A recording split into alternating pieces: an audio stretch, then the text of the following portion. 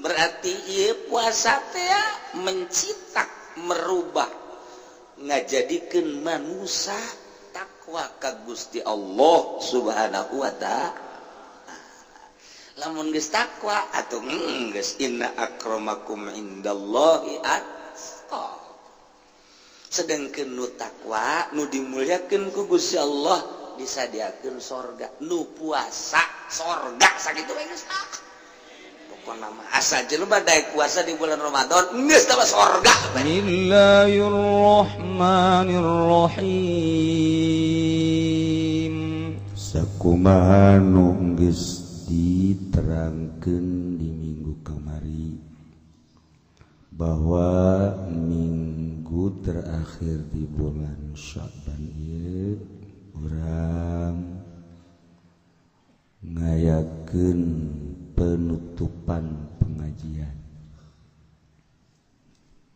Ditutup teh lain eureun tapi ngamalkeun ilmu urang nu sataun ku urang dibahas ku ari di jero bulan Ramadan dipraktekkeun seutuhna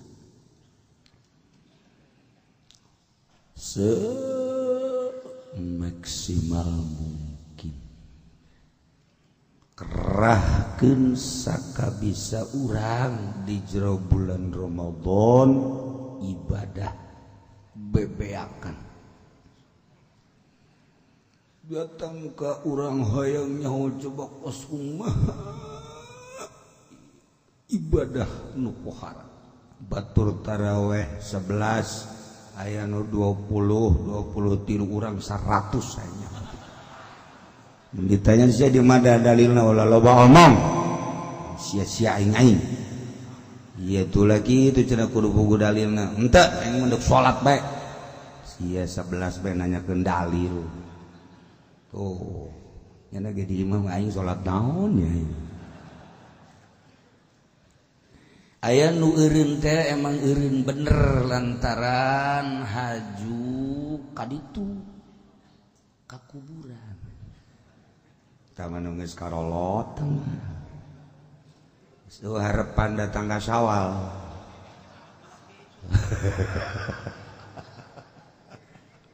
nya geus kolot ge asana deuk panjang bae teh umur eta dah salah satu tanda kabloonan jelema geus kolot masih kene asa deuk panjang bae umurna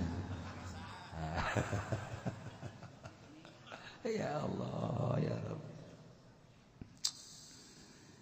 Neilah urang nyaritakeun ala kadar tentang puasa sadajan atuh urang unggal tahun puasa teh bahkan ditambah ku Rajab sabulan tawa 27 atawa tambah di ku Mulud ku Muharram jeung sajabana tetapi untuk lebih memantapkan deui urang bahas ala kadar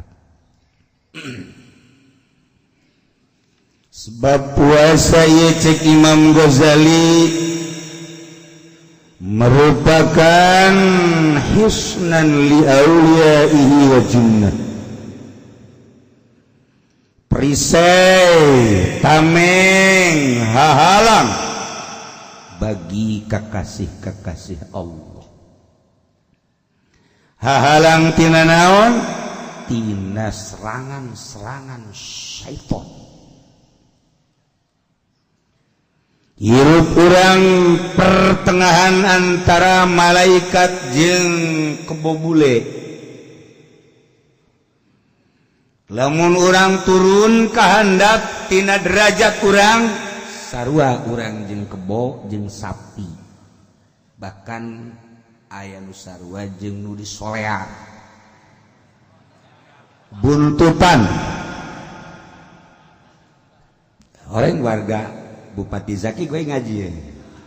Warga Bupati anu bulua anu buntutan aya disolear aya bahkan jelema ge aya nu buntutan.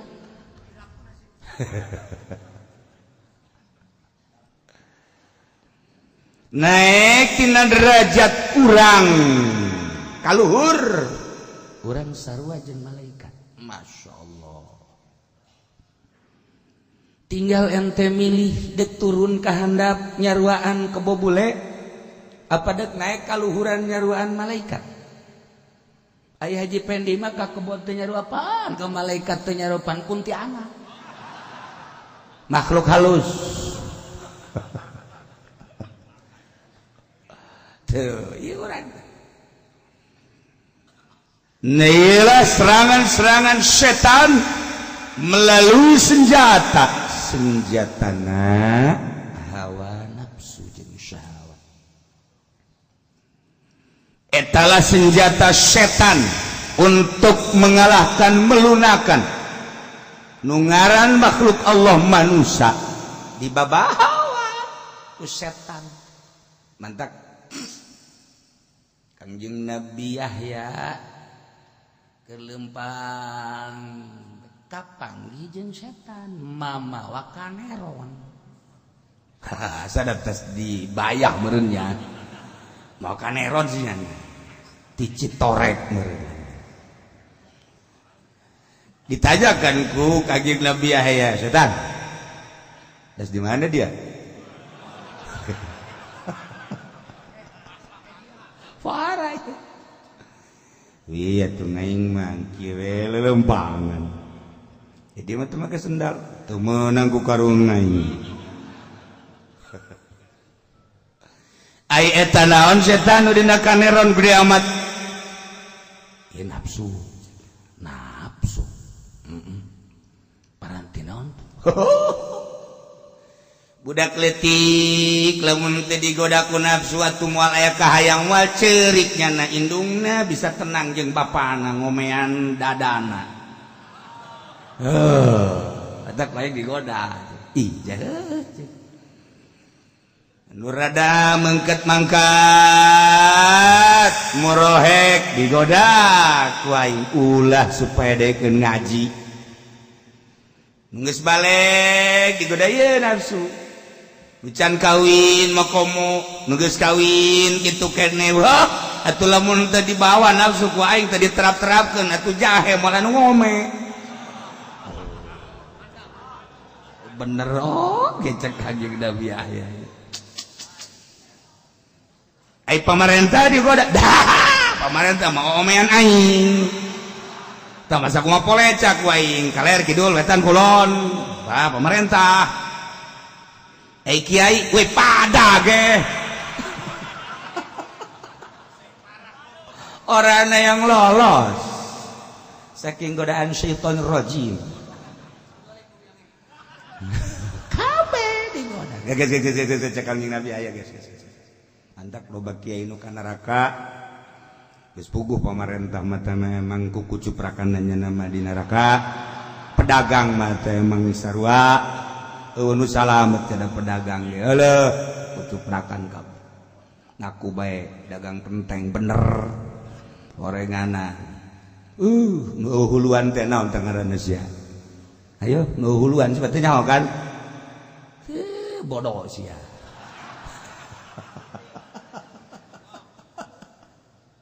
atuh karung dioplos mah anak-anak ka sorgaan ya Allah timbangan dikurang-kurangan meuli gula sakilo aya 3 on mahal lalakon aya tapi tama di Lampung KTP-na urang Jati Cikupa.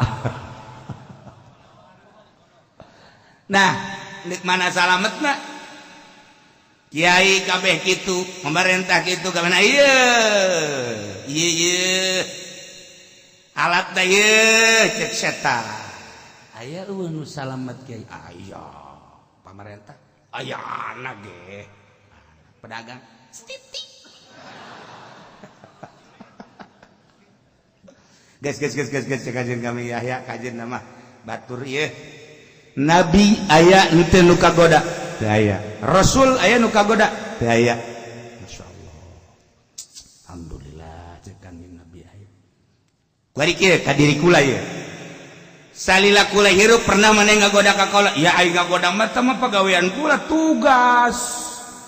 Watu teu saha teu saha rek rasul rek nabi rek wali kiai kabeh digoda adapun kagoda jeung teu na kumaha dirina masing-masing. Nah, cek Kanjeng Nabi aya kula pernah teu kagoda. Senyum setan.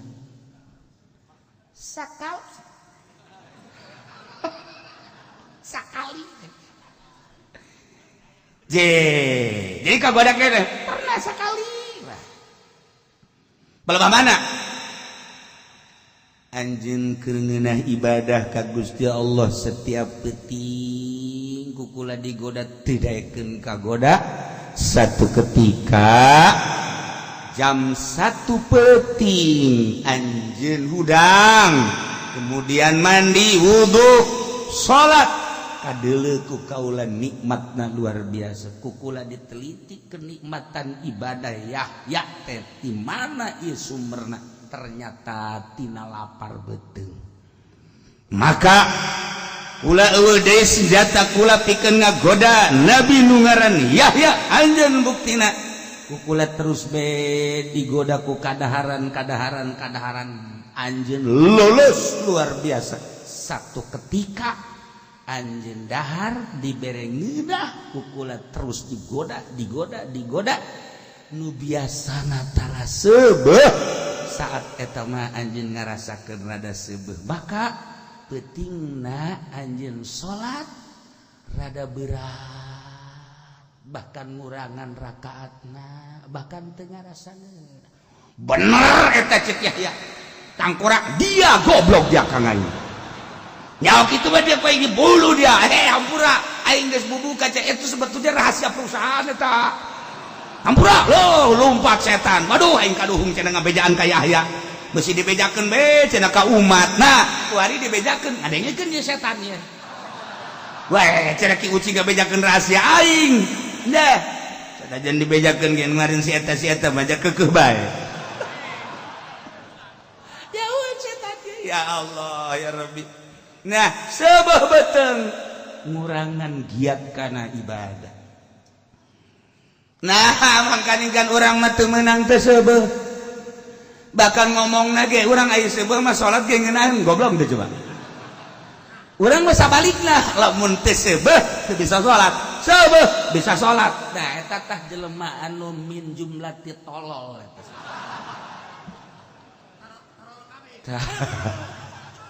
Kos itulah seputar dongeng Kangjeng Nabi Yahya alaihi salam jeung setan laknatullah. Maka geus puguh para mursalin, puguh para nabi jelas hese kana digodana aulia Allah hese digodana. Mantap cek Imam Ghazali ija'ala sawma hisnan li auliyaihi wa junnah. Allah ngajadikeun perisai ka para kekasihna puasa dijadikeun perisai untuk menahan serangan-serangan setan melalui nafsu puasa. Alhamdulillah jadi gue lagi sering puasa naon sia pelet. Puasa nafsu teh eta mah geus kitu mah. Iya, alhamdulillah puasa beteureun-eureun cenah. Karasa aja seueur nafsu karasa jasa barang puasa baik toko maju alhamdulillah barang kula puasa baik tadina bintang 5 gua 7